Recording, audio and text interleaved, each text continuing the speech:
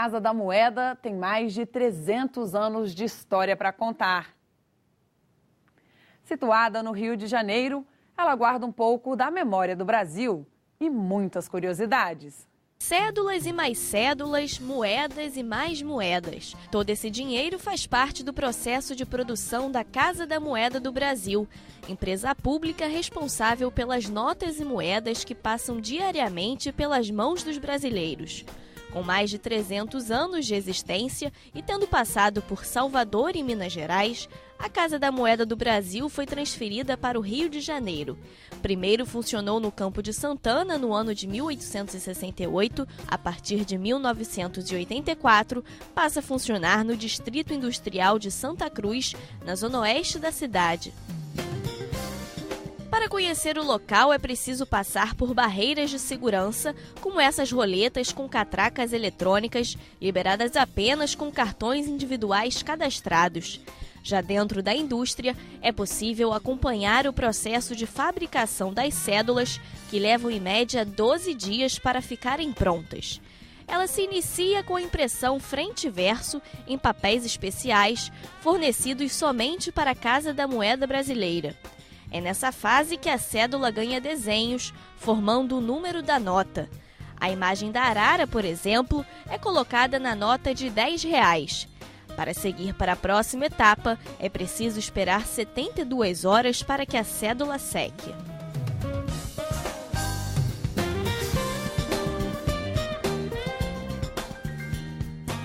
O passo seguinte é quando a imagem da República é colocada no papel. Estas impressões são importantíssimas para que seja possível identificar se uma nota é falsa ou não. Amir, explica um pouquinho para a gente, então, como que funciona essa etapa da produção da cédula. Essa etapa de impressão da cédula, diferentemente da impressão que a gente viu anteriormente, ela tem a capacidade de imprimir os dois lados numa única passada de máquina.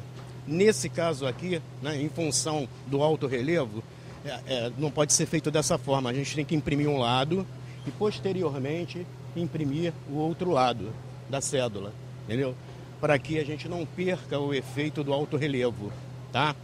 Então é uma impressão onde a pressão exercida por sobre o papel é muito forte, mais ou menos por volta de 80 toneladas por centímetro quadrado, tá? A temperatura de chapa elevada entre 75 a 80 graus Celsius de temperatura, tá? E é responsável pelo relevo mesmo da cédula, onde os deficientes físicos se posicionam, conseguem identificar a cédula através da tátil, E também é um método que permite a identificação se ela é falsa ou não? Exatamente, é um item de segurança muito grande. A própria impressão calcográfica ela já é um item de segurança intrínseco na cédula. Olhando para todo esse processo de produção, achamos que todas as notas são feitas da mesma forma. Mas não. Ao longo da fabricação, os números das cédulas de R$10 e R$20, por exemplo, mudam de cor. Essa tinta chama-se tinta OVMI, Oticamente Variável Ink Magnetic. Tá? É uma tinta que nos dá a impressão que existe nela uma barra, que corre por toda a extensão desse numeral aqui. Tá?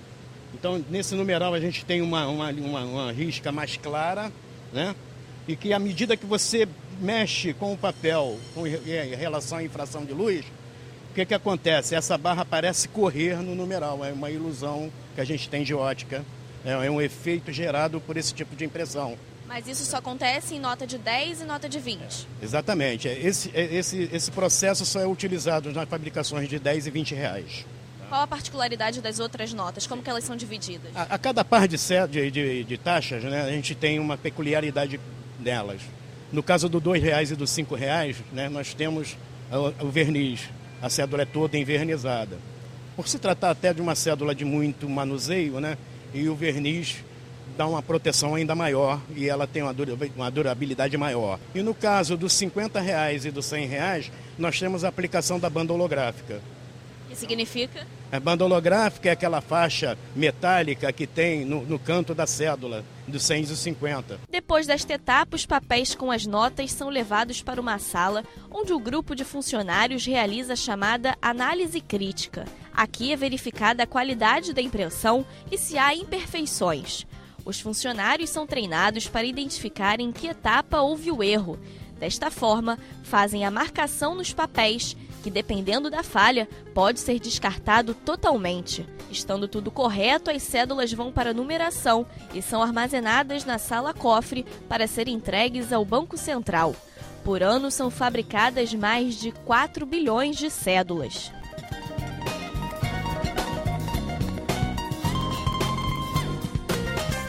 Assim como o departamento de cédulas, o departamento de moedas funciona em 3 turnos para atender a demanda do Banco Central.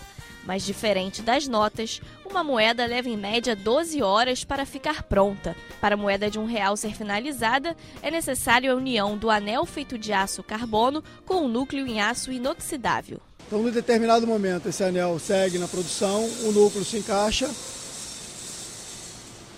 e vai para a posição do martelo, onde o martelo vai fazer a cunhagem da moeda, ou seja, vai estampar as duas imagens ao mesmo tempo, nas duas faces, fazendo a cara e a coroa, ou o melhor para a gente como técnico, anverso e reverso. O responsável por tudo isso é essa máquina aqui? É essa máquina chega a 750 golpes por minuto, 750 moedas por minuto.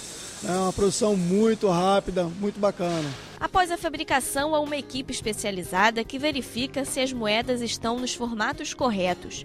A expectativa da indústria é produzir 1 bilhão de moedas por ano. Nós temos todo um plano de amostragem, onde os nossos operadores são treinados, eles verificam toda a especificação de engenharia, estando com diâmetro, espessura, gravado, tudo ok. Estando ok, nós estamos auditados constantemente pelo pessoal da qualidade, verificando se o nosso trabalho está correto. Estando ok, esse material segue para a embalagem. Se você quiser conhecer a Casa da Moeda do Brasil pessoalmente, basta acessar o site da empresa para saber mais sobre o programa Visita Cidadão.